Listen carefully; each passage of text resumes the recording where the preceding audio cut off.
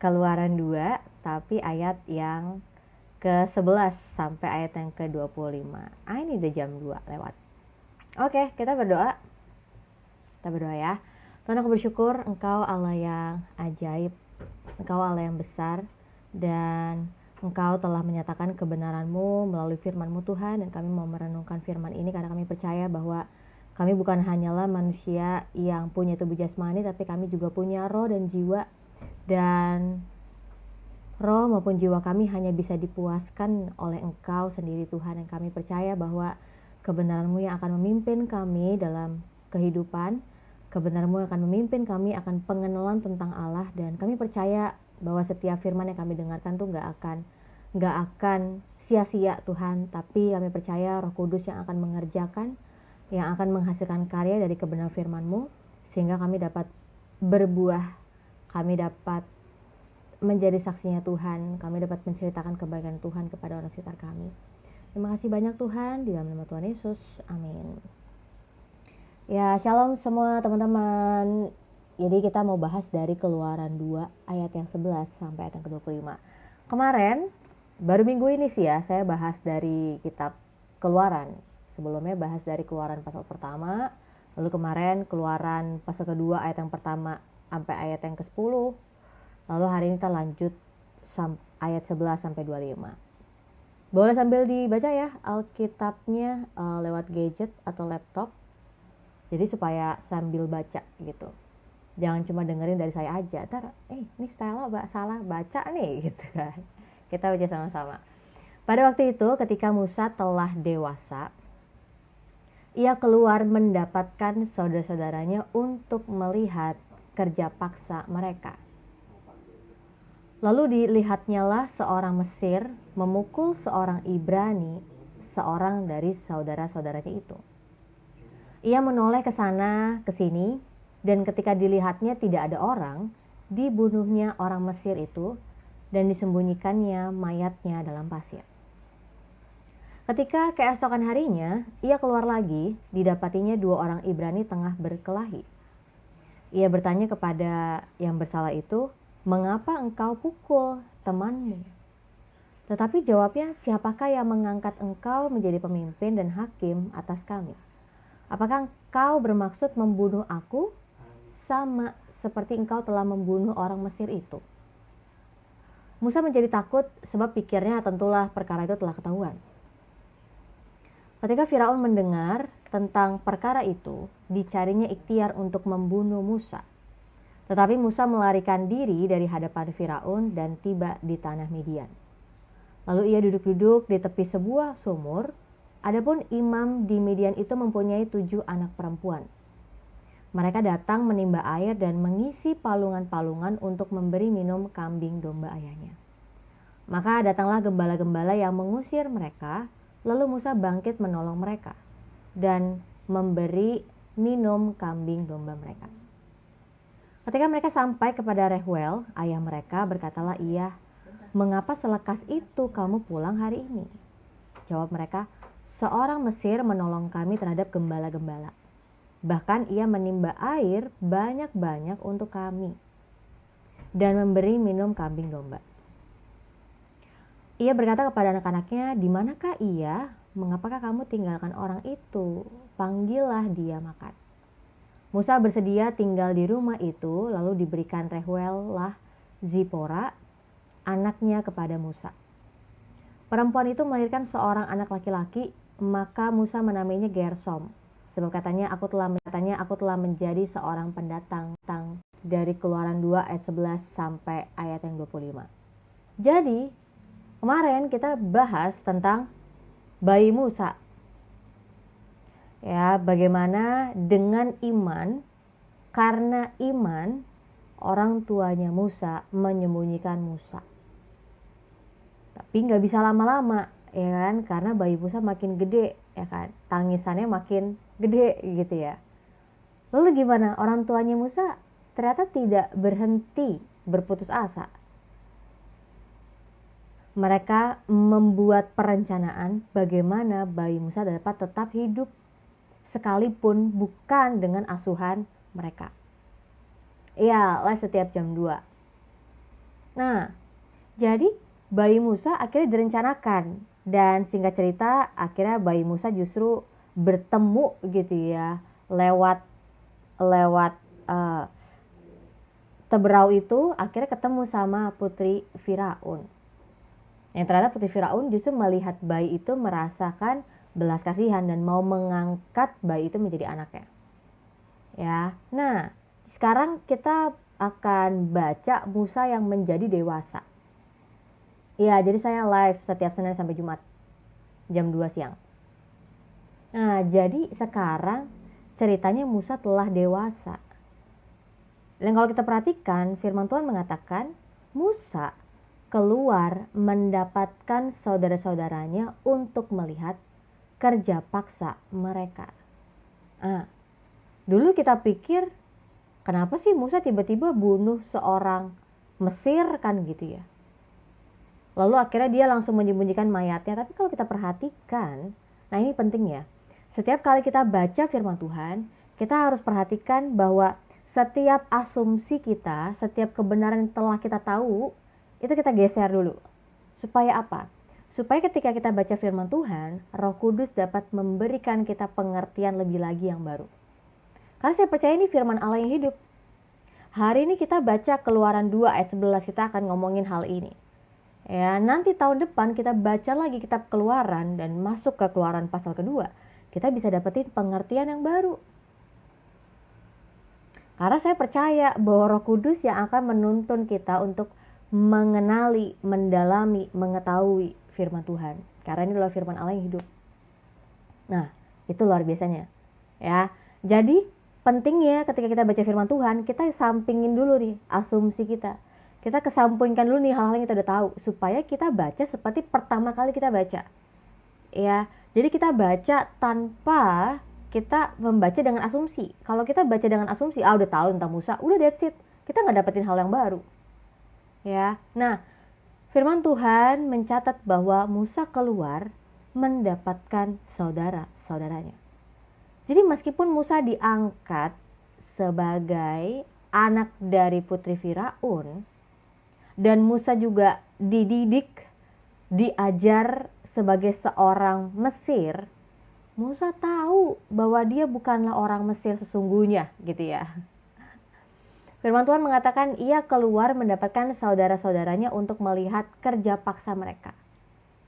Tapi ketika Musa mau lihat saudara-saudaranya, Musa melihat seorang Mesir memukul seorang Ibrani. Dengan spesifik seorang dari saudara-saudaranya itu.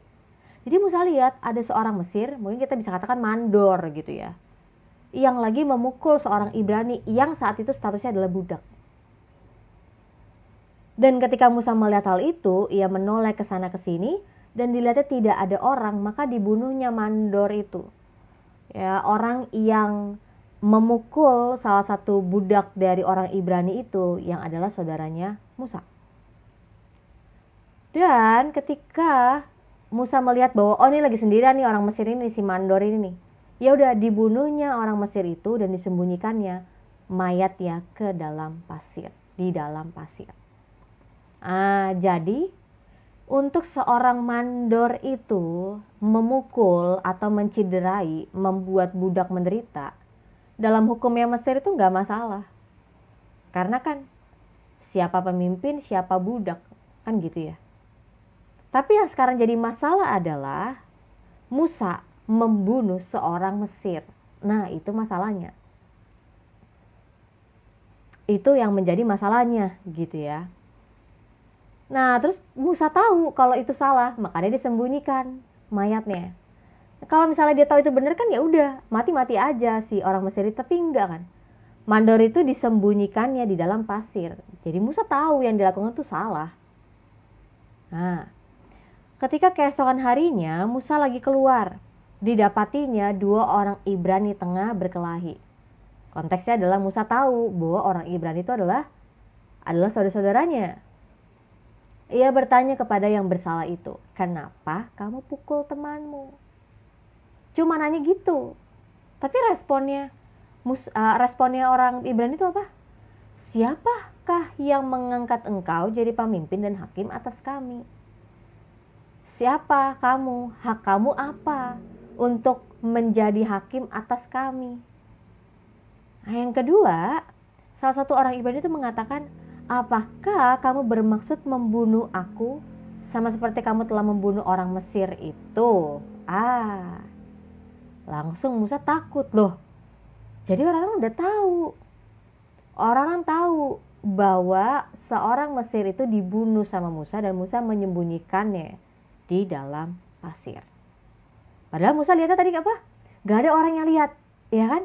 Dia kesana kesini, dia cek, oh aman nih, gak ada orang yang lihat. Dia bunuh orang Mesir itu. Oh ternyata yang disembunyikan itu ketahuan. Ayat yang ke-15. Ketika Firaun mendengar tentang perkara itu, dicarinya ikhtiar untuk membunuh Musa.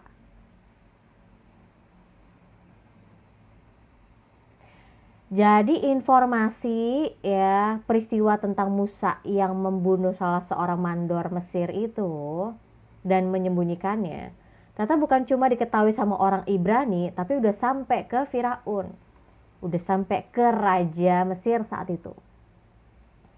Lalu ketika Raja Mesir saat itu mendengar perkara tentang Musa ini, direncanakanlah pembunuhan Musa. Musa tahu nggak bahwa dia sedang direncanakan untuk dibunuh? Tahu. Terus responnya kabur. Tetapi Musa melarikan diri dari hadapan Firaun dan tiba di tanah Midian. Lalu ia duduk-duduk di tepi sebuah sumur. Saya mau berhenti di sini dulu.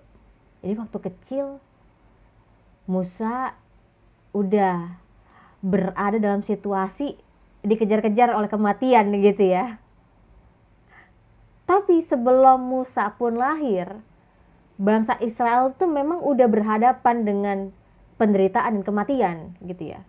Lalu Musa dilahirkan dan ternyata Musa juga berada dalam situasi orang-orang Mesir itu menginginkan kematian bagi bayi laki-laki dari orang Ibrani.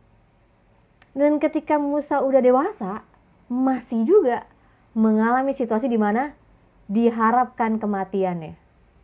Nah, ini menarik ya. Saya juga tadi ketika merenungkan, iya juga ya. Kebayang ya, dari kecil selalu berhadapan dengan kematian.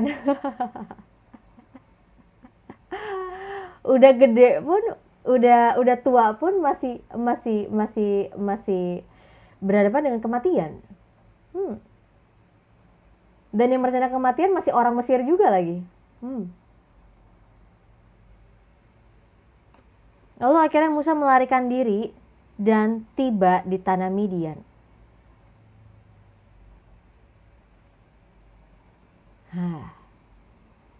Gimana tuh?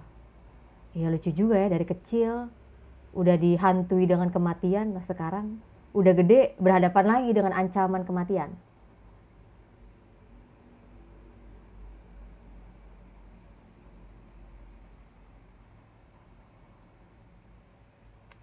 Tadi tuh saya ketemu satu informasi bagus.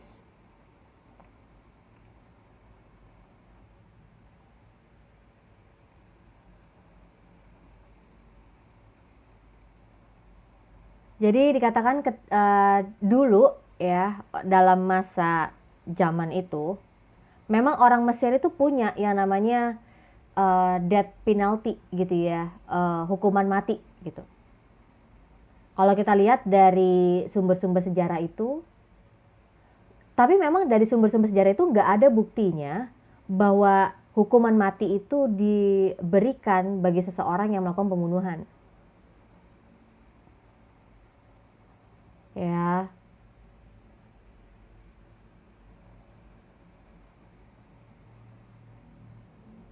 Nah, ini katanya Egyptians likely would not have opposed the death penalty for the murder or attempted murder of a high-ranking official. Nah, jadi dari Mesir ya, Musa melarikan diri ke tanah Midian. Ya, tanah Midian itu Kalau zaman sekarang itu di mana? Ada yang tahu?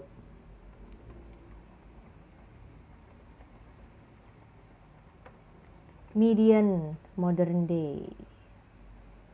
Di manakah? Arabia Utara. Ya benar. Arabia Utara. Nah, lalu apa yang terjadi ketika di Midian? Adapun imam di Midian itu mempunyai 7 anak perempuan.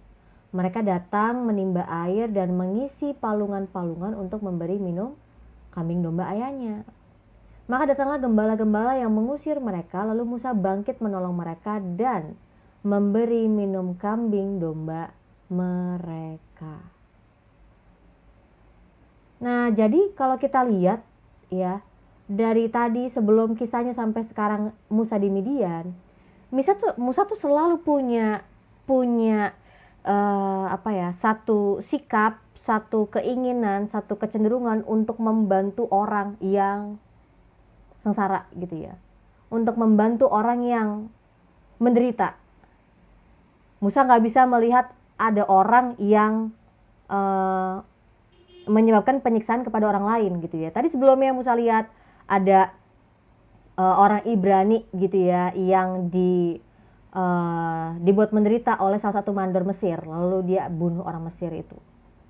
Lalu Musa berada di tanah Midian dan melihat ada gembala-gembala yang mengusir ya beberapa anak perempuan dari imam di Midian saat itu ketika mereka lagi isi palungan untuk kasih minuman kambing dombanya. Musa membantu mereka ya, menolong mereka dan membantu mereka memberi minum kambing domba sehingga pekerjaan mereka terbantu ya. Lalu ketika mereka sampai lebih awal ya, pulang lebih awal, ayah mereka ya, ini adalah seorang imam Midian yang bernama Reuel, bertanya, kok cepet banget pulangnya? Lalu dijawablah, seorang Mesir. Nah, tahu dari mana ya? Tahu dari mana ini? Perempuan-perempuan dari Reuel ini, anak para imam ini, bahwa yang membantu mereka seorang Mesir. Bisa dari pakaiannya. Ya, bahwa dari pakaiannya kita bisa mengenali seseorang itu. Halo Karlisa, Tesalonika, Shalom, salam kenal, God bless you. Nah, jadi dari Keluaran 2 ayat 19, mereka menjawab, seorang Mesir menolong kami terhadap gembala-gembala. Bahkan ia menimba air banyak-banyak untuk kami dan memberi minum kambing domba. Nah, ketika seorang imam Midian ini bernama Reuel ini mendengar anak-anaknya dibantu, lalu dia punya sikap apa? Untuk membalas ya kebaikannya Musa. Di manakah ia? Mengapakah kamu tinggalkan orang itu? Panggillah dia makan. Akhirnya Musa bersedia tinggal di rumah itu, lalu Reuel lah Zibora menjadi istrinya, ya kan, melahirkan Gersom, anak pertamanya Musa. Nah, menariknya adalah ayat yang ke-23 nih. Lama sesudah itu, ya, jadi setelah peristiwa Musa melarikan diri dari Firaun dan pergi ke tanah Midian, setelah lama waktu berjalan, ya, matilah Raja Mesir saat itu. Tetapi orang Israel masih mengeluh karena perbudakan dan mereka berseru-seru. Sehingga teriak mereka minta tolong karena perbudakan itu sampai kepada Allah. Jadi penderitaan bangsa Israel yang kita lihat dari Keluaran pertama, ya, dan kita lihat bagaimana penderitaan mereka terjadi, tapi mereka masih tetap bertambah banyak di Mesir, ya kan? Semakin ditindas malah semakin bertambah banyak gitu kan. Lalu kita juga lihat Musa juga nggak luput dari yang namanya penderitaan. Musa dari dia kecil udah dikejar-kejar sama kematian gitu ya, selalu gitu ya berhadapan. Waktu bayi iya, waktu udah besar juga direncanakan pembunuhan bagi dia. Nah, orang Israel yang ada di Mesir, mereka mengeluh karena perbudakan. Sekalipun Raja Mesirnya udah ganti, tapi mereka masih tetap mengalami penderitaan karena perbudakan. Dan mereka bukan hanya mengeluh, tapi mereka juga berseru-seru. Sehingga teriak mereka minta tolong itu sampai kepada Allah. Nah, terus gimana respon Allah? Mengetahui nih orang Israel mengeluh, berseru gitu kan, karena beratnya perbudakan yang mereka alamin. Ayat yang ke-24. Allah mendengar mereka mengerang, lalu ia mengingat kepada perjanjiannya kepada Abraham, Ishak dan Yakub. Nah, kalau diperhatikan ya, ayat yang ke-24 ini, kan kalau kita lihat itu Allah mendengar lalu mengingat gitu ya. Ntar saya buka Bible Hub dulu biar enak ngomongnya.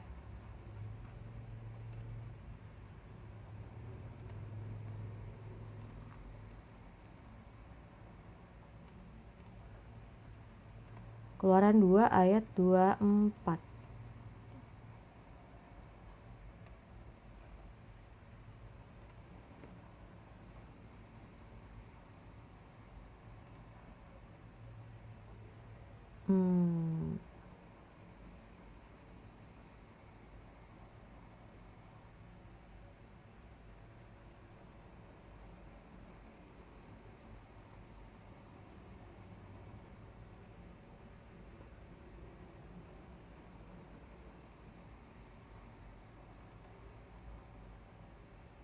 Iya, jadi kalau misalnya dari bahasa Ibrani itu kata zakar itu muncul biasanya menjadi sebuah penghubung antara beberapa aktivitas. Yang artinya ketika kata ini muncul yang diterjemahkan dalam bahasa Indonesia artinya dalam bahasa Inggris itu remember atau mengingat, itu biasanya mengarah kepada satu ingatan yang menimbulkan adanya satu tindakan yang spesifik. Makanya kata mengingat di sini ayat yang ke-24, Allah mendengar dan mengingat, ayat yang ke-25, maka Allah melihat orang Israel itu dan Allah memperhatikan mereka. Jadi ketika Allah mengingat, dari awalnya Allah mendengar erangan orang Israel karena perbudakan, Allah mengingat kepada perjanjiannya kepada Abraham, Ishak dan Yakub, maka Allah melihat orang Israel itu dan memperhatikan mereka. Jadi ini bangsa Israel yang berada di bawah sebuah perbudakan dan mereka mengeluh dan mereka teriak minta tolong, dan ketika Allah mendengar erangan mereka, Allah mengingat perjanjiannya kepada Abraham, Ishak dan Yakub. Jadi menarik ya. Besok kita akan bahas Keluaran, besok itu hari Kamis. Kita akan bahas Keluaran 3. Gimana nih setelah Allah mendengar keluhan orang Israel, mendengar teriak minta tolong orang Israel, apa yang Allah lakukan? Karena kita udah lihat di ayat ke-25, Allah melihat dan memperhatikan mereka. Jadi kalau misalnya kita baca ya, konsep tentang keselamatan, selalu awal mulanya adalah dari inisiatifnya Allah. Allah yang bergerak lebih dahulu, Allah yang berinisiatif lebih dahulu, Allah yang merencanakan terlebih dahulu. Jadi bukan tiba-tiba, oh ya aku baru keingat ini. Enggak. Ya, makanya Allah mengingat perjanjiannya kepada Abraham, Ishak dan Yakub. Bahwa Allah yang akan memberkati keturunan Abraham, Ishak dan Yakub, ya kan? Dan kita akhirnya nanti belajar bahwa Allah yang akan menjadi Tuhannya mereka dan mereka akan menjadi umatnya Allah. Ya, bahwa mereka bukan cuma diberkati aja, tapi mereka akan menyaksikan keselamatan itu dinyatakan bagi mereka. Ya. Besok kita akan bahas Keluaran ketiga nih tentang panggilan Musa. Ya, kalau kita mau bahas panggilan dari sudut pandang Alkitab, itu kompleks sekali gitu ya. Tapi besok kita akan belajar bagaimana panggilan Allah kepada Musa. Dan kita akan belajar bagaimana sih sebenarnya konsep panggilan Allah itu. Tujuannya buat apa sih panggilan Allah? Kan banyak orang bilang, oh ya, saya ini dipanggil untuk melayani gitu kan. Jadi saya menerima visi Tuhan. Iya, visi Tuhan itu seperti apa? Ada polanya nggak? Ada patterns-nya nggak? Lalu visi Allah tujuannya apa? Visi Allah itu dilakukan melalui apa? Visi Allah itu diberikan karena apa? Banyak orang tuh hanya Taunya, iya visi Allah udah saya terima, oke udah gitu kan. Tapi kenapa? Ternyata ketika kita baca firman Tuhan besok, kita akan tahu jelas. Ternyata panggilan Allah itu pasti berkaitan dengan kepentingan umatnya Allah. Berkaitan dengan apa yang jadi isi hatinya Allah. Gak pernah visi Allah itu kita jalankan untuk kepentingan kita. Oh salah. Visi Allah yang kita terima itu pasti berkaitan dengan kehendaknya Allah dan kepentingan umatnya Allah. Nah itu garis besar dulu ya, besok kita akan bahas lebih dalam. Shalom, ada Ojan. Ya, saya baru sapa. Nah, jadi hari ini kita baca Keluaran 2 tadi ayat ke-11 sampai 25. Apa yang hari ini mau saya bahas? Bahwa dari sejak bayi, bahkan sebelum Musa lahir, bangsa Israel sudah berada dalam sebuah penderitaan yang begitu berat. Tapi semakin mereka ditekan, semakin mereka dibuat menderita, firman Tuhan mencatat mereka semakin bertambah banyak. Ini menarik. Karena kalau kita lihat, kenyataannya, faktanya adalah semakin orang itu ditekan, semakin mereka dirugikan, semakin mereka menderita, harusnya populasi makin berkurang. Loh ini populasi malah makin bertambah. Siapa lagi kalau bukan Allah yang bekerja di balik kehadiran dari bangsa Israel, kan gitu. Lalu ketika Musa lahir pun dikatakan karena iman, ya, kemarin kita baca dari Ibrani 11 ayat 23. Dikatakan karena iman maka Musa disembunyikan selama 3 bulan oleh orang tuanya. Jadi orang tuanya ada untuk mau ini tidak membunuh gitu ya, ini bayi laki-laki ini. Karena iman mereka mau menyembunyikan bayi Musa. Tapi karena nggak bisa berlama-lama, mereka harus bikin rencana, mereka harus membuat tindakan yang nyata bagaimana Musa ini dapat tetap hidup walaupun bukan mereka yang mendidik, bukan mereka yang mengasuh. Lalu ketika dalam perencanaannya, ya iman itu mereka tunjukkan dari perencanaannya, dari sikap mereka, tindakan mereka. Lalu mereka taruh Musa itu dalam peti dan menghanyutkannya ke teberau. Lalu gimana? Orang tuanya menyerahkan kepada kedaulatan Allah. Gimana nih penyertaan Allah? Kita lihat aja. Karena kan kalau bicara udah dihanyutkan ke dekat sungai Nil itu gitu ya, nggak tahu tiba-tiba ada hewan lah, tiba-tiba bocor lah petinya, tenggelam, nggak tahu. Ya sambil Miriam kakak perempuan Musa memperhatikan, oh ternyata arahnya ke putri nih. Dan saat yang bertepatan putri Firaun juga lagi berada di dekat situ dan melihat bayi itu. Justru putri Firaun merasakan timbul perasaan belas kasihan dan mau mengangkat bayi itu sebagai anak angkatnya. Lalu Musa akhirnya lepas ya dari usaha gitu ya, raja Mesir gitu kan yang ingin membunuh bayi laki-laki dari orang Ibrani. Terus gimana? Selesai nggak? Enggak. Ketika Musa dewasa, malah gitu ya, Raja Firaun berinisiatif untuk mau merencanakan pembunuhan Musa, sehingga Musa kabur. Nah, lalu Musa kan ini kabur ya. Nanti kita lihat lagi, apakah Musa selamanya kabur?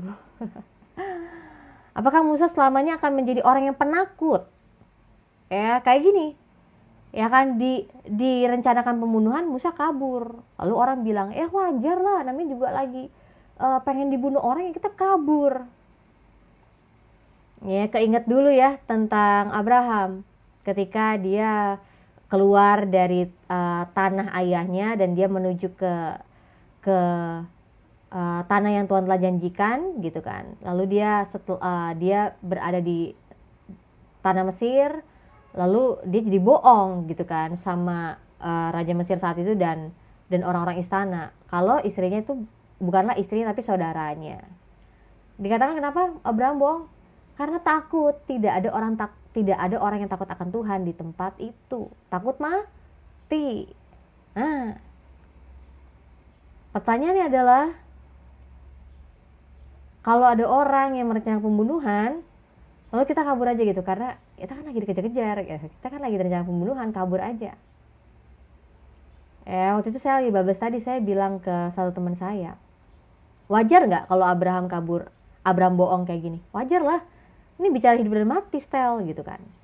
Tapi saya mau katakan, oke, jadi bohong itu boleh. Karena kita lagi terhimpit nih, karena kita lagi dalam tekanan, jadi boleh bohong. Nggak boleh sih. Tapi kan yang antara hidup dan mati. Terus saya bilang sama teman saya, jadi kita lebih takut sama manusia nih, ketimbang sama Tuhan. Kita lebih takut karena ancaman dari manusia nih, ketimbang Tuhan yang berkuasa atas hidup dan mati kita. Terus teman saya diem. Iya juga ya. Iya. Ya, jadi ini kita lihat ketika direncanakan pembunuhan terhadap Musa, Musa kabur. Nah, nanti kita lihat apakah Musa selamanya akan kabur, ya kan? Hidup dalam pelarian, hidup dengan menghindari orang Mesir. Tahu nggak, ketika kita menghindari sesuatu yang kita takutkan, karena Tuhan itu baik, Tuhan kasih kesempatan untuk kita berhadapan lagi sama apa yang kita takutin. Hal-hal yang kita hindarin, hal-hal yang kita tolak itu sekarang gitu ya, kita reject itu sekarang, kita nggak mau hal itu. Tahu nggak, dalam satu masa kita akan berhadapan lagi sama hal itu atau sama orang itu. Ya, jadi kita nanti akan belajar Musa menghindari Raja Mesir. Tapi nanti Musa harus menghadapi ketakutannya. Musa harus menghadapi nih Raja Mesir. Tapi dengan waktu yang berbeda. Dengan perspektif yang berbeda kan gitu. Dengan udah kematangan, kedewasaan yang berbeda dari sebelumnya. Ya, jadi besok kita akan bahas lebih lagi. Tapi hari ini saya mau tekankan ayat yang ke-23. Jadi orang Israel mengeluh karena perbudakan dan mereka berseru-seru kepada Tuhan. Bahkan mereka berteriak minta tolong dan itu sampai kepada Allah. Saya mau katakan bahwa Tuhan itu mendengar setiap seruan kita. Tuhan itu tahu penderitaan, bebannya setiap orang, bukan cuma orang percaya doang. Dan kalau kemarin kita baca kitab Mazmur, ya, Tuhan itu dekat dengan orang tertindas, Tuhan itu dekat dengan orang-orang sengsara. Tuhan yang menjadi pembela bagi para janda, orang-orang miskin, orang yang tidak dianggap, Tuhan jadi pembela mereka. Ketika ada orang yang melakukan ketidakadilan terhadap mereka. Jadi, Tuhan mendengar erangan mereka dan Tuhan mengingat perjanjiannya kepada Abraham, Ishak, dan Yakub. Dan Allah mau untuk memperhatikan mereka. Ini menarik ya, karena kalau kita ingat-ingat dari kisah Abraham berapa itu ya? Keluaran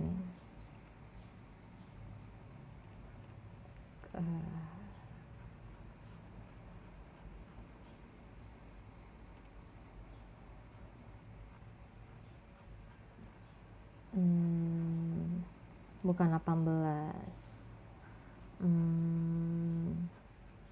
Bukan 17 kayaknya, sebelum itu deh.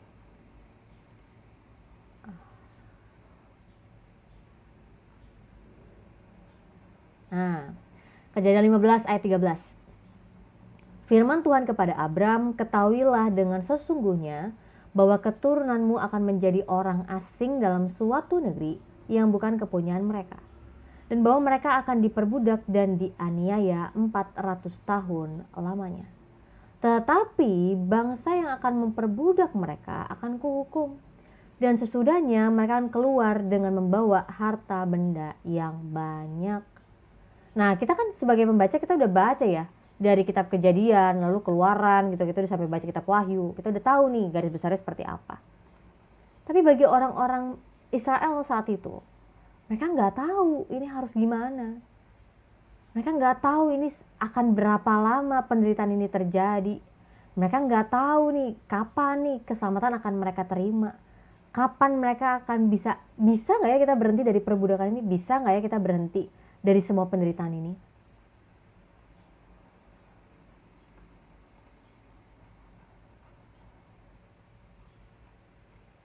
Tapi kalau kita yang udah baca firman Tuhan, kita udah tahu, oh ini akan ada akhirnya juga kok gitu kan. Bahkan bangsa yang memperbudak mereka juga akan dihukum Tuhan. Dan kita melihat Allah yang memperhatikan mereka. Allah itu mendengar dan memperhatikan mereka.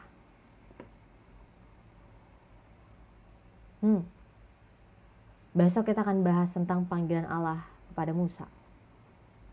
Ya ini, panggilan Allah kepada Musa awalnya ya ini. Ayat yang ke-23. Dari keluhan, dari teriak minta tolong, Allah mendengar dan mengingat perjanjiannya dengan Abraham, Ishak, dan Yakub. Ya, jadi nggak ada sama sekali panggilan Allah itu terjadi dengan tiba-tiba gitu ya. Pasti kalau kita mau telusuri dalam firman Tuhan, selalu ada benang merahnya. Dan itu berkaitan untuk menyatakan kehendaknya Allah dan kepentingan umat Allah. Ya, jadi besok aja lah kita bahas ini. Panggilan Allah kepada Musa. Ini sebenarnya seru nih kalau Keluaran 3 ya. Satu sisi kita bisa bahas tentang panggilan Allah kepada Musa. Lalu kita bisa mendalami pribadinya Musa, ya kan. Seorang orang Ibrani yang dididik, yang diajar gitu ya dalam budaya Mesir. Ya, orang yang menerima pendidikan dengan kualitas terbaik gitu kan. Kok malah jadi seorang yang sangat rendah diri gitu ya. Menjadi orang yang sangat penakut, ya kan? Padahal yang Musa lakukan tuh benar nggak? Yang Musa lakukan kan menurut Musa itu benar, karena ya gimana ya ngeliat saudara saya dibuat menderita oleh seorang Mesir gitu kan? Nah, ya jadi menariknya itu Musa itu kabur usia 40 tahun. Musa kembali usia setelah 40 tahun. Menarik ya.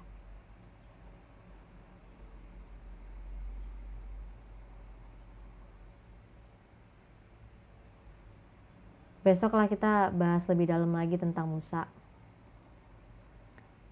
Kita khusus saja panggilan Allah aja dulu terhadap Musa. Lalu besoknya Jumat kita bahas tentang kita belajar dari kepribadian Musa gitu ya.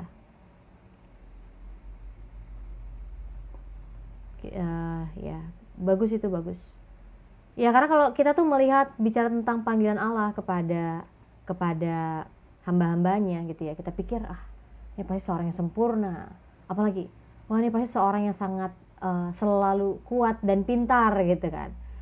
Pasti di atas kita nih hidupnya lebih wah gitu kan. Kita besok lihat Musa gimana dirinya, aslinya dia. Ada Kak Jingga. Iya, saya lagi bagian renungan firman Tuhan nih. Jadi kalau bagian renungan firman Tuhan, karena ini bukan pengajaran, bukan khotbah ya. Jadinya saya nggak ngomel-ngomel. Kalau saya keras gitu kan, nah itu kan kalau lagi ngajar atau enggak kalau lagi khotbah. Ya. Tadi Gersom dari kata ger, artinya orang asing. Orang asing, anak yatim dan janda dilindungi hukum Taurat. Oh. Iya, jadi kalau kita lihat nama-nama orang zaman dahulu ya, itu selalu ada makna teologinya ya, berat banget. Dan biasanya namanya itu pasti terkait dengan visinya ya, Kak Jingga ya. Nama seseorang itu pasti terkait dengan visinya. Coba kita cari.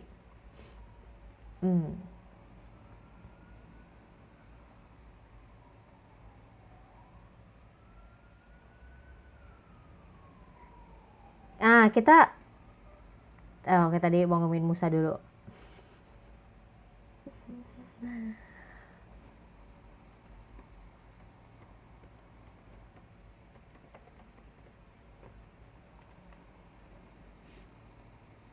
Ya, kalau Musa itu kalau dalam bahasa Ibrani-nya itu artinya to pull out atau draw out.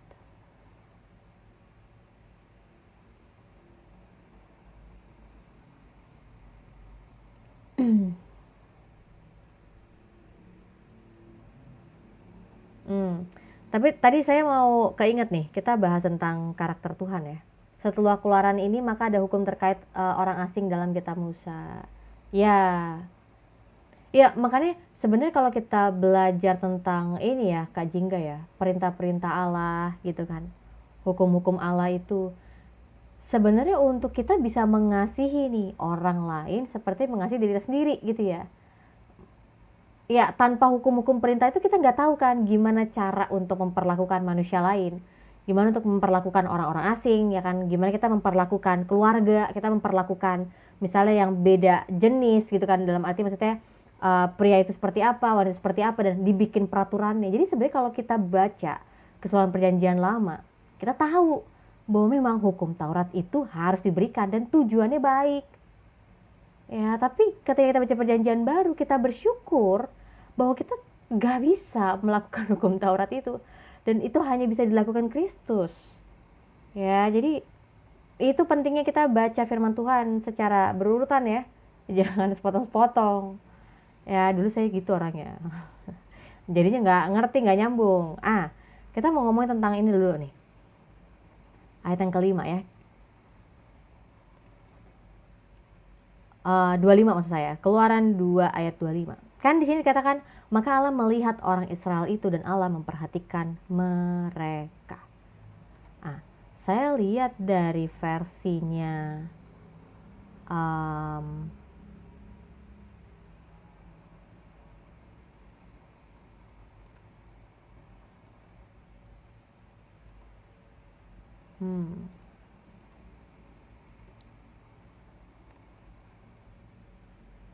ya, jadi Allah itu memperhatikan. Ini besok kita bahas di Keluaran 3 ayat 7 nih. Yang mengatakan apa? Aku telah memperhatikan. Yang artinya kata memperhatikan ini menunjukkan Allah itu punya belas kasihan. Allah itu bukan cuma sekadar simpati, tapi Allah juga berempati. Dengan apa? Dengan menunjukkan nih, Allah mau menolong, Allah mau menyelamatkan, Allah mau membebaskan bangsa Israel dari penderitaan. Ayat yang dikutip Yesus di Imamat, kasihlah sesamamu, itu dalam konteks orang asing. Imamat 19 ayat 34. Imamat 19 ayat 34. Aku bacain ya. Orang asing yang tinggal padamu harus sama bagimu seperti orang Israel asli dari antaramu. Kasihilah dia seperti dirimu sendiri, karena kamu juga orang asing dahulu di tanah Mesir. Akulah Tuhan Allahmu. Ya, selamat siang saudara yang dikasihani Tuhan. Ya, Tuhan berkati Boy Spot. Ya. Jadi kalau kita lihat ketika Allah memperhatikan, ketika Allah mendengarkan seruan bangsa Israel, dan Allah memperhatikan, Allah bukan cuma memperhatikan, oh lihat ini aja, oh ya menderita, enggak. Tapi akhirnya Allah menunjukkan empatinya dengan melakukan aksi nyata. Melakukan bantuan. Dan bukan cuma bantuan bagi bangsa Israel aja. Ya, tapi Allah juga akan akhirnya menyelamatkan, mengeluarkan bangsa Israel dari perbudakan. Nah, besok ini kayak agak gantung ya, tapi tadi saya mikirnya udahlah, saya mau bahas khusus besok panggilan aja. Besok kita bahas khusus tentang panggilan Allah kepada Musa. Dan kita mau dalemin ya. Saya waktu itu sempat ngomong ya ketika lagi live, kayaknya tahun lalu ya. Tahun lalu atau awal tahun ini. Awal tahun ini kayaknya. Saya tuh tertarik untuk bahas, untuk bikin buku tentang panggilan. Yang biasanya kalau orang ngomong, panggilan, seru gitu kan. Ya, tapi kita mau belajar panggilan bukan dari versi saya, tapi dari versi firman Tuhan. Kita dalamin sebenarnya panggilan yang Allah berikan kepada hamba-hambanya tuh ada polanya gak sih? Tujuannya apa? Caranya gimana? Hasilnya apa, kan gitu ya. Dan ketika saya udah bikinin kerangka berpikirnya, ini kompleks sekali, jadi akan take time, mungkin tahun depan saya bahas, saya bikin buku tentang panggilan. Ya, jadi ketika kita juga mengenal, ya kita mendalami makna panggilan Allah dari dalam Alkitab, kita jadi punya keinginan tahuan gitu ya, bahwa Tuhan, saya punya nggak ya visi dari Tuhan? Tuhan, jadi hidup saya nih mau diarahkan kemana ya? Dan Tuhan, saya ini ada bisa berdampak apa nih bagi umatnya Tuhan, bagi orang banyak di sekitar saya. Ya, karena hidup kita bukan hanya untuk diri sendiri, tapi juga buat Tuhan dan buat umatnya Tuhan gitu. Sudah, itulah renungan hari ini teman-teman semua ya.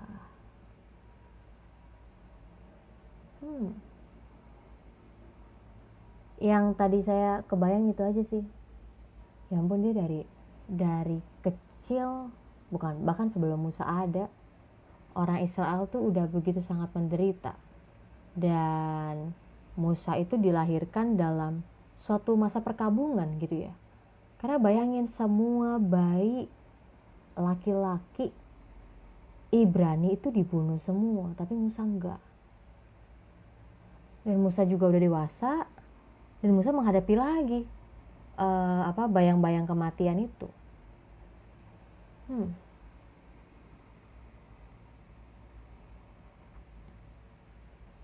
Bahkan itu ada salah satu orang bilang kayak gini, yang dialami Musa ya ketika Musa itu ketika Musa itu dilahirkan, itu kan sebuah masa perkabungan ya, karena banyak bayi-bayi yang dibunuh.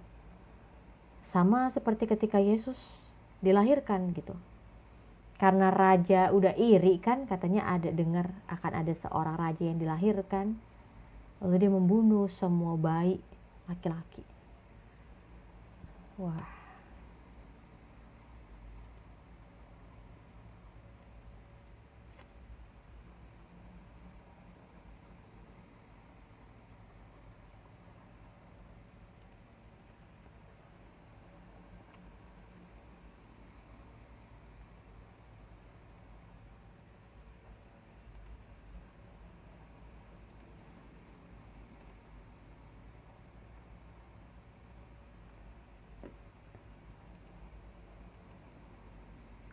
Oh, ini ada apa, kayak bukan ilustrasi sih, tapi kayak gambaran hidupnya Musa. Urutannya gitu maksudnya.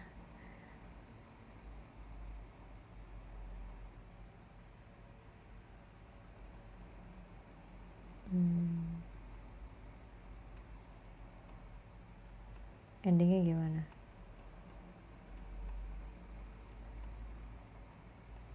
Oh, ini bagus ini. Harus saya save.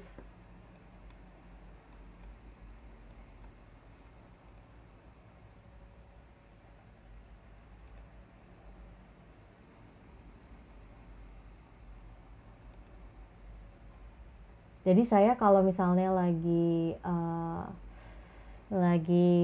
mau cari sumber informasi gitu ya, ya tentang inilah latar belakang tokoh atau enggak ayat gitu, saya pakainya Logos.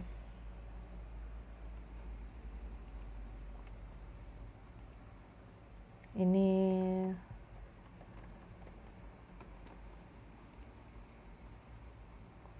dulu tuh waktu lagi pandemi itu, kampus saya tuh kerjasama sama salah satu universitas yang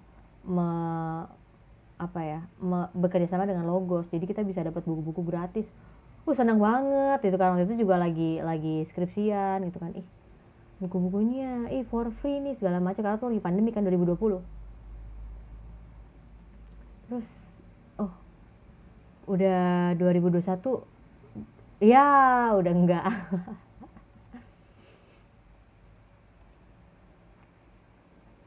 Ya tetap ada kok yang sebaiknya kita bisa akses di Logos ya kawan-kawan semua.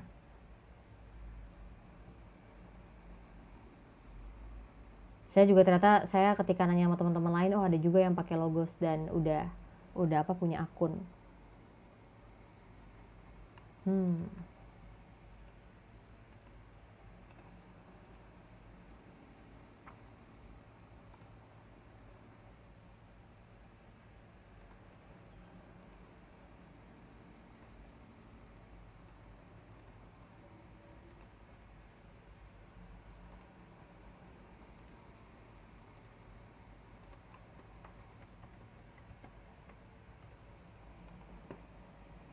Itu aja sih untuk hari ini. Teman-teman, renungannya udah selesai.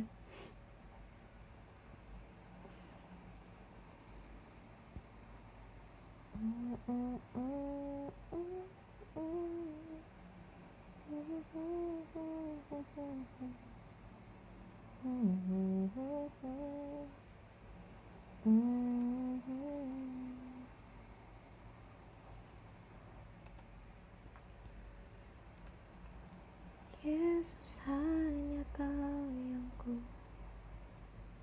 andalkan, melebihi siapapun juga. Yesus, hanya Kau yang ku percaya, di setiap waktu tiada lain yang ku andalkan selain Kau, Yesus. Di sini tuh ada yang pernah main Kahoot gak sih?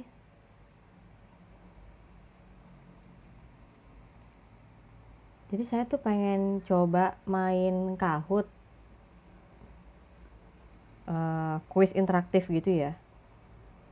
Tapi yang saya mau tanya itu adalah, kalau dulu kan main Kahoot itu kayaknya bisa langsung, pokoknya free account ya, yang maksudnya yang akun free gitu tuh bisa banyak gak sih yang main? Gak ada yang tahu lagi main Kahoot.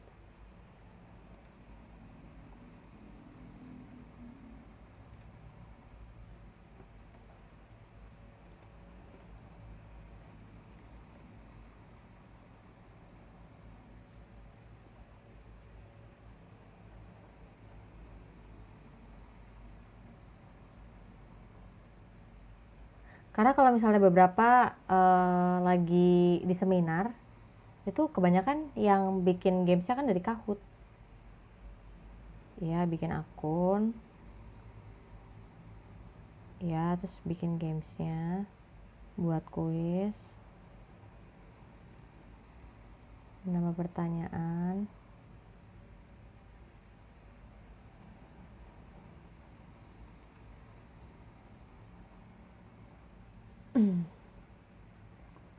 Soalnya kemarin tuh saya ngeliat nih, kalau misalnya pakai free account itu cuma bisa 3 orang yang mainin. Kayaknya dulu kalau saya ngeliat orang-orang itu kita bisa langsung 50 orang main bareng Kahoot.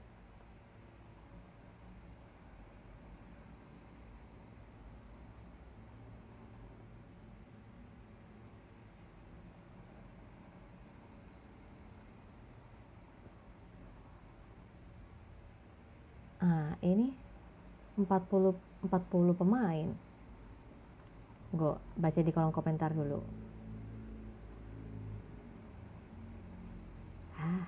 Tidak ada yang bertanya.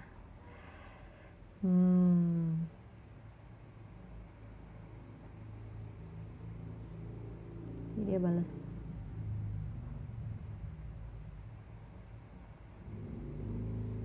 Oh, ada yang namanya kelas point juga. Apa itu? Kelas point app. Oh, tunggu ini.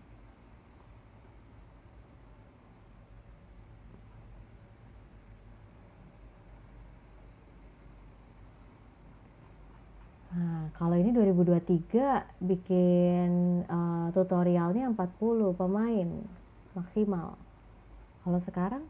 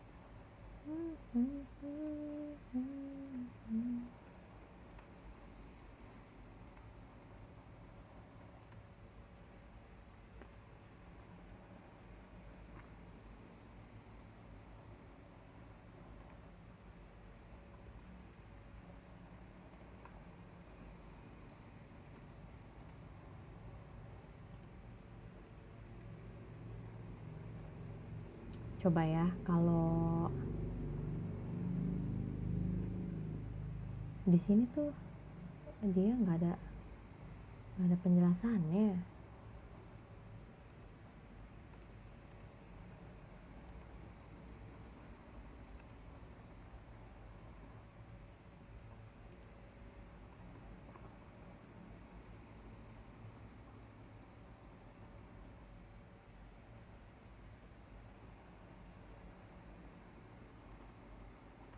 Oh, kayaknya masih searchnya keywordnya ini kali ya. Apa?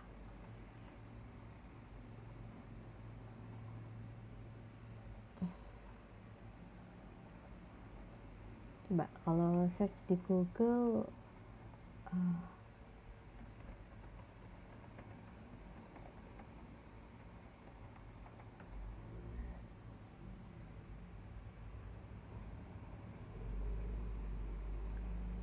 hmm, 2023 tuh masih 50 player limitnya. Halo KB, Shalom, topik apa? Ini lagi ngomongin ini nih. Halo Kastela, tadi Halo ada KB, di tempat luar. Shalom. Shalom. Kak, KB pernah main Kahoot nggak? Hah? Kahoot Kahoot tuh apa? games. Jadi Oh, enggak. games yang sering dipakai di webinar gitu loh. Oh, enggak. Jadi aku tuh lagi nyiapin games supaya bisa dipakai kalau misalnya lagi di kelas gitu. Minimal mau nyari tahu minimal pemainnya berapa untuk bisa mainin itu. 2023 bisa 50 orang Kahoot. limitnya. Kahoot, Kahoot. Kak Ya, Jingga ada tahu nggak? aplikasinya. Kalau nggak Kak Jingga salah. itu tuh minimal playernya berapa ya? Tahu nggak? Aku saya dari dulu nggak pernah bikin Kayaknya itu Kahoot ya sih. permainannya. Aku masih Adanya free kayaknya account soalnya. Ada permainannya beda-beda. Oh,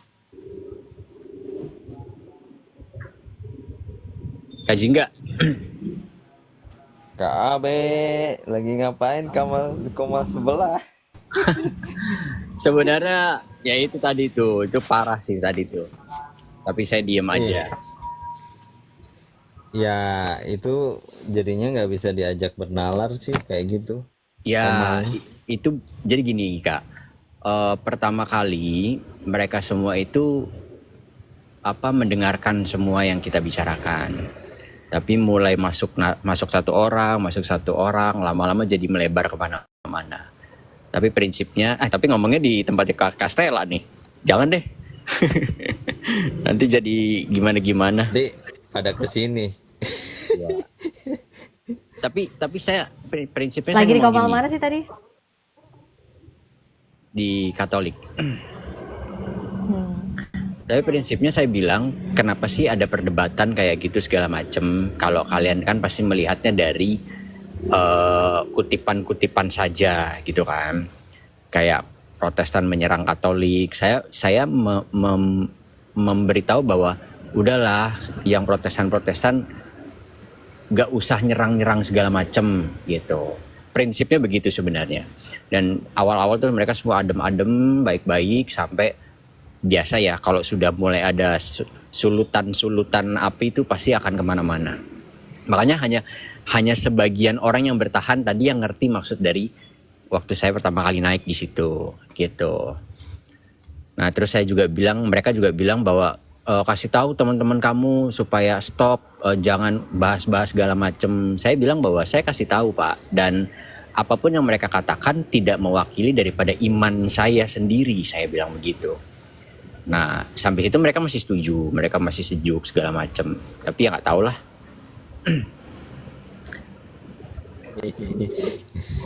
Bahaya itu tadi udah ada baca doa segala. Udah nggak bisa diajak ngobrol. Itu udah jadinya. melenceng Udah jauh. mati. Udah melenceng Ya jauh. udah mati diskusinya. Jadi diskusi yang hidup itu sebetulnya adalah diskusi yang saling menghargai, dalam arti ada titik temu dan juga ada titik bedanya. Nah titik bedanya itu yang dihargai, bukannya dipaksa-paksa untuk kamu pindah ke saya atau lain sebagainya. Itu diskusi yang baik begitu. Ya, Itu tadi udah nggak baik, udah mandek diskusinya. iya, Kayak gitu. saya diem aja sih tadi itu. Tapi mereka sempat tanya tadi sama saya. Karena saya sudah sedikit memberikan pemaparan, mereka tanya bahwa terus gimana caranya kita membela segala macam gitu kan.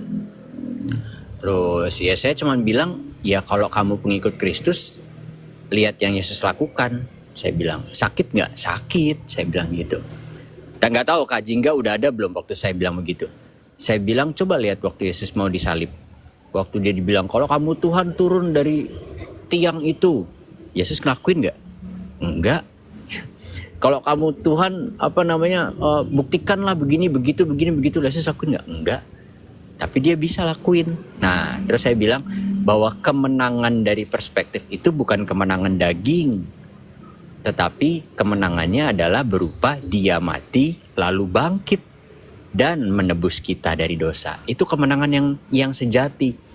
Kalau waktu itu Yesus bilang, "Tarang, saya turun dari salib." Menang nggak? Menang, tapi dagingnya yang menang. Kita tetap dalam dosa, saya bilang gitu. Jadi mereka mendengarkan apa yang saya bilang. Ya, tapi sekali lagi ya, begitu mulai banyak orang masuk, menyulut-nyulut api, akhirnya jadi melebar kemana-mana gitu. Jadi ya sudah, saya rasa tidak bisa kondusif lagi. Terus saya juga bilang bahwa ini bukan masalah menang atau kalah kok, saya bilang gitu. Firman Tuhan akan membela kebenarannya sendiri. Kalau misalnya dari pihak Protestan menghakimi dan itu kesalahan, dia sendiri yang akan menelanjangi kesalahan itu, saya bilang gitu. Nah, jadi ya sudah, tidak perlu khawatir tentang itu semua. Nah, itu aja sih. Itu awal-awal enak banget Kak. Tapi mulai banyak, udah deh, jadi rame deh. Biasa hal seperti itu.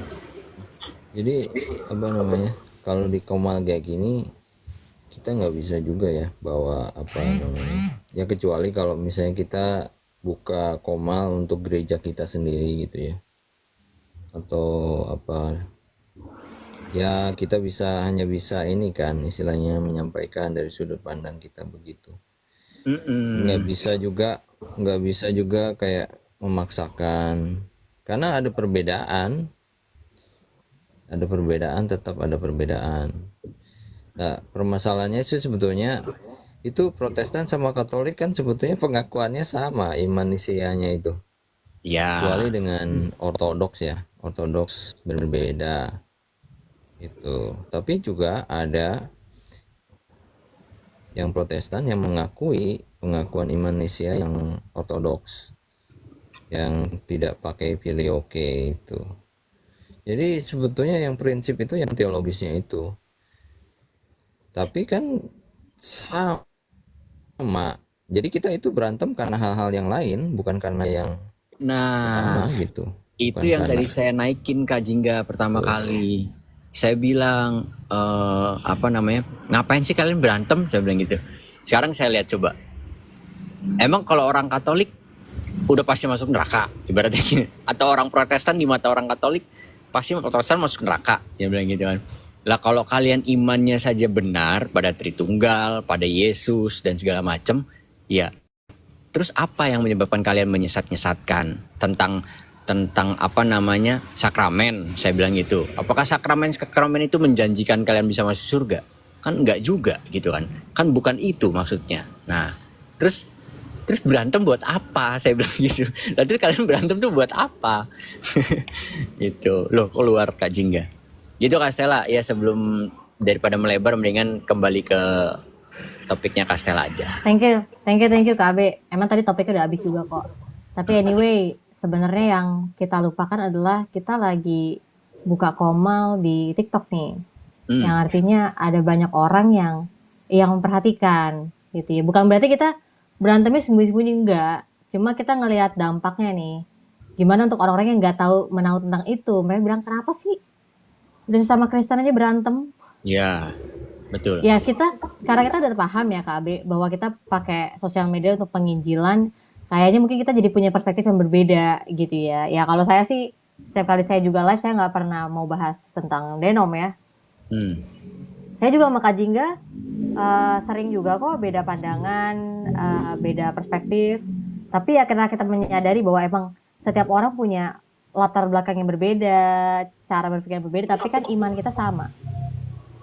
Ya, ya itu dia yang saya kasih tahu juga, bahwa saya tahu bahwa teman-teman semua membela iman mereka, teman-teman, dengan menjawab segala macam. Itu bagus, saya bilang. Tetapi kuasai mulut teman-teman, pikiran teman-teman, jangan sampai dosa itu mengintip, saya bilang gitu. Karena kalau balas membalas mau sampai kapan? Hanya knowledge saja yang akan dimenangkan gitu. Sementara kalau tadi saya bilangnya di sana tuh, kasih itu ilahi, marah itu manusiawi, saya bilang. So bagaimana cara memadamkan kemarahan? Ya yang dari ilahi itu, gitu. Biarkan apa namanya? Biarkan yang ilahi yang bekerja, saya bilang. Sakit, sama seperti Yesus dipaksa untuk ngaku atau turun, tapi dia nggak mau, karena kemenangan bagi Allah bukan turun dari kayu salib, tetapi mati dari atas kayu salib. Jadi perspektifnya harus berbeda nih, gitu loh. Itu dia yang harus saya kasih tahu kepada mereka. Ya, harusnya di prinsip seperti itu bertemunya, bukan di hal-hal yang lain yang memperuncing dan mempertajam perbedaan. Jadi harus di hal-hal yang normatif, dalam hal-hal yang prinsip gitu, jangan hal-hal yang lain. Tapi ya memang sulit karena ada komal-komal yang memang sudah ingin ini kan, dari awalnya Motivasinya beda. Iya. Ya mempromosikan genom mereka gitu. Stella tadi bahas apa? Oh sorry gimana? Enggak jadi, lanjut aja. Ya ini tadi aku sebenarnya udah selesai ngomong renungan Kak Abe. Aku nih lagi nyari ini loh games. Aku udah cari tahu nih, ternyata nih menarik ya, 2023 tuh Kahoot itu masih for free untuk 50 player, 50 player. Lo sekarang cuma 10. Bisa-bisaan ya. Cuma 10 harus doang berbayar yang ya. Iya harus berbayar. Berbayar juga harus yang ini, yang udah dibilangnya yang intermediate gitu lah ya. Kalau yang paling murah juga masih 25. Ya sebenarnya karena juga pakai jarang-jarang ya. Saya juga males kalau misalnya bayar, karena cuma sekali-kali. Kak Jingga tahu kali tuh. Tahu Kak Jingga? Pernah main sih dulu. Aku tuh lagi cari nih di YouTube penggantinya Kahoot ini loh. Cuma kayaknya nggak ada yang kayak semudah Kahoot gitu. Mainin di mana Kak Stella? Kak, jadi ini dapat kesempatan nih untuk ngumpul sama orang-orang baru. Jadi aku mikirnya supaya jadi ini ya, icebreaker kan, jadinya ngatur main gamesnya. Kan tapi semua kan by Zoom kan Kak, lewat Zoom. Nah, aku lagi kemarin udah aku siapin semuanya, terus aku cek ini berapa ya playersnya ya.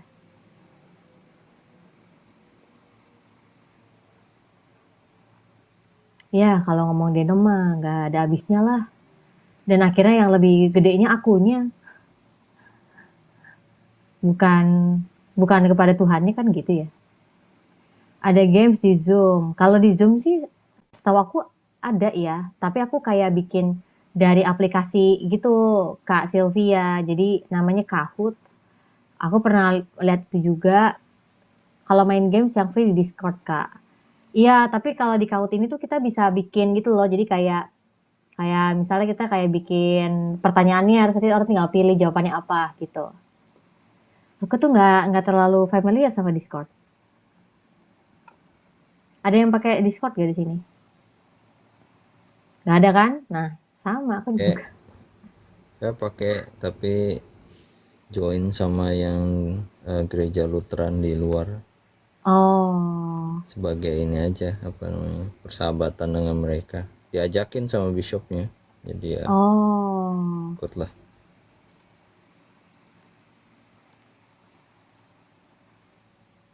Jadi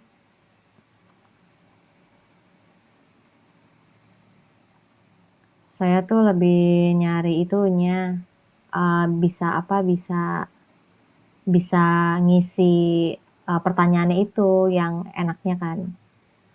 Ah ya udahlah ini. Yang di Zoom aja Kak Stella kan ada Tapi di Zoom ada pertanyaannya Kak. pool gitu kan, bisa bikin kan pool gitu kan kalau nggak salah loh ya. Heeh. Aku juga belum dalamin Zoom sih.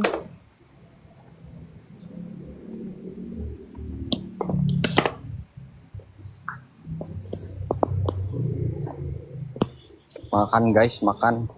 Woi, jam 3 loh baru makan. Makan apa KB? Makanlah setelah tadi ini kan mengalami shock terapi, makanlah. Kak Sylvia nggak mau naik? Iya.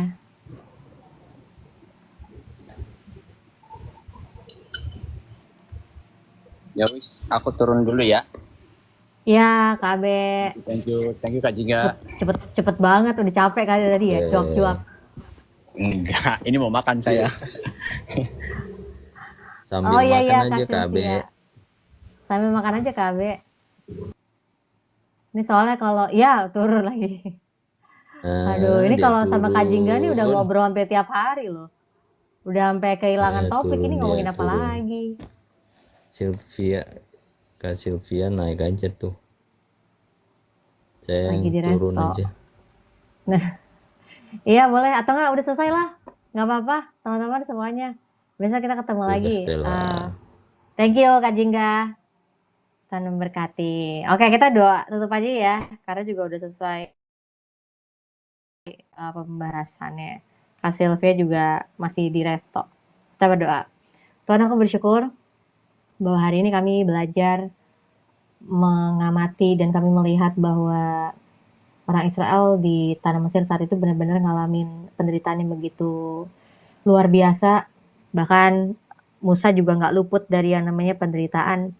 Dan sampai kami melihat ketika mereka berseru, Tuhan ada untuk mendengarkan dan Tuhan dengan segera akan menyatakan keselamatan kepada bangsa Israel.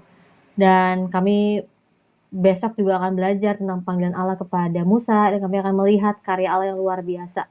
Dan itu membuat kami semakin mengenal Engkau, Allah yang tidak terbatas, Allah yang ajaib, Allah yang begitu baik, berbelas kasihan, menolong siapapun yang menderita, siapapun yang berada dalam tekanan, dan biar Tuhan pakai kami juga untuk kami bisa dapat menolong orang sekitar kami yang lagi kesulitan, kesusahan.